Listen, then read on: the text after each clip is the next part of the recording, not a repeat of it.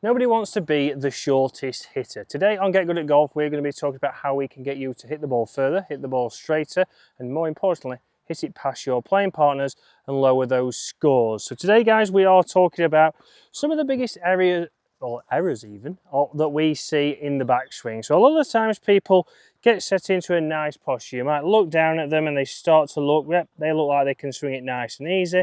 And then from here, that club and body starts to move all over the place. It's moved through 15 different planes. We don't know why, and everybody says, well, you've got the perfect setup, you've got the perfect practice swing, but then over the golf ball, the wheels fall off. We don't know what's happening. And there's one big thing that we see from amateur golfers or from higher handicap golfers especially, and that is that we start to move off the ball. So we start to see that we are starting over the golf ball nice and easy. That ball position is nice and centered for a mid-iron, but then from there we start to move away from that golf ball. We also start to see that your hips want to over rotate and that club wants to work on the inside, and then from there it's very much a rescue job. So what am I going to do from here? And a lot of times we're a little bit restricted and we get into this position right here. Then from there we start to throw everything at this and we'll start to see that club will work over the top. We never really transfer that weight because we've moved off the golf ball. And again, we can't find a low point. So it's very hard for us to be consistent. You might have a round where your timing is good. We're all pretty good with our hand-eye coordination, but then the next time we'll come down there, or the next round, and we'll really start to struggle to get that timing correct. So we need to make sure that we're getting that backswing correct, and although that setup might be right, there's one thing that we often see, and the one thing we often see is with this right foot here. So if we want to stop you over rotating those hips and moving off the golf ball, then what I want you to do is I want you to start to move this left or right foot. I want to get your left foot turned out nicely so you can rotate through, but then turn this right foot in.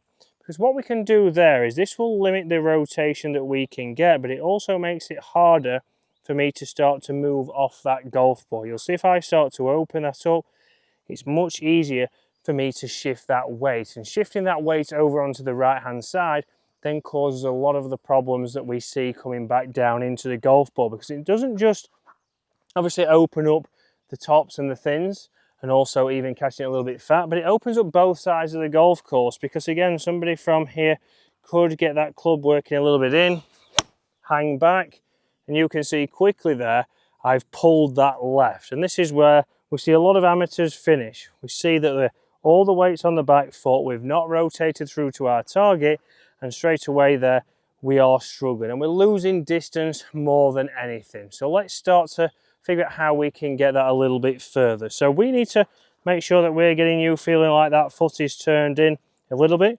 It's not going to be drastically in, but it's going to be just inside of pointing straight forward. So then from there we can get those hips a little bit more quiet, because rotation is one big thing that people talk about, but if we don't get this right, we're already in a poor position in the backswing. But foot in now, I can now rotate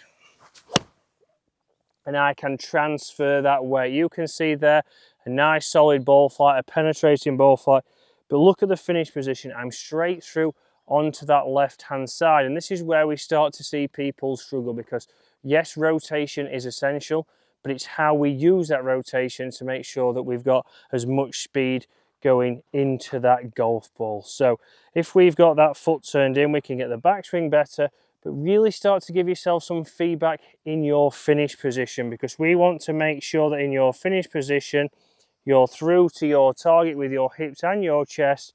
It's not a case of what we see when it's the hips and chest are pointing to the right and the hands have done all the work. So get that foot turned in, then from there we can keep a nice good tempo, build that backswing,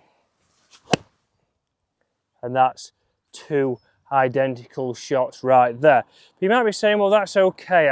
It's not the irons that I struggle with. I don't struggle with my mid irons, I don't struggle with my long irons, it's with my driver. So if I grab my driver now, and you will see that, can we do the same thing with this club right here?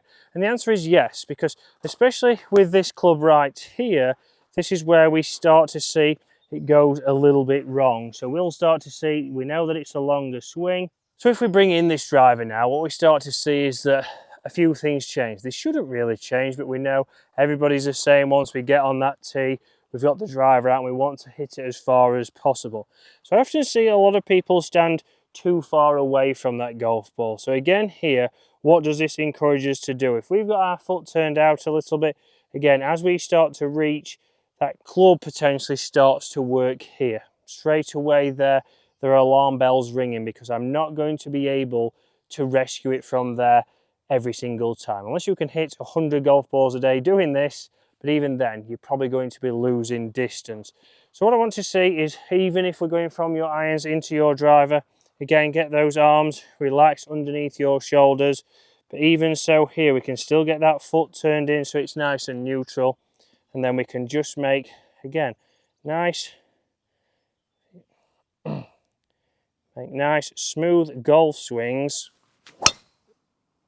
and start to get that ball flighted and not having any kind of curvature. So straight away they're easy to launch that golf ball, easy to get it in the air, and more importantly, it's coming off a lot faster, because I'm now able to build a better backswing, feel a little bit more confident because I'm not moving off that golf ball. I can find my low point, I can get the correct launch conditions, and after all then we know we're going to get it launching higher, carrying further and going hopefully past your playing partners, but also still straight down the middle.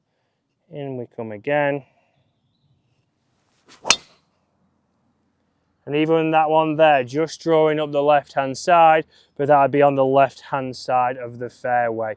So think about it, guys. What are you going to do with your setup? You need to get into that routine, and we talk about the setup and we talk about your routine time and time again.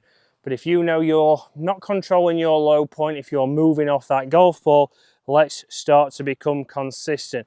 If I had a ball teed up here, we're going to take a small step with the left foot with the driver, bigger one with the right foot, but the last thing I'm going to do is make sure that this foot is not splayed out, because if it is there, then we're going to start to see that club work inside and behind you. So come in, get your routine, pick your target. Let's be nice and consistent. If we can be consistent with our setup, we can be more consistent with our shots. And again, just drawing up that left-hand side there. But I can work on that. We can start to get you going in the right direction, get that ball going a little bit further, hopefully a little bit straighter. You can still see I've got a little bit of work to do with my tempo, but that can help you get good at golf.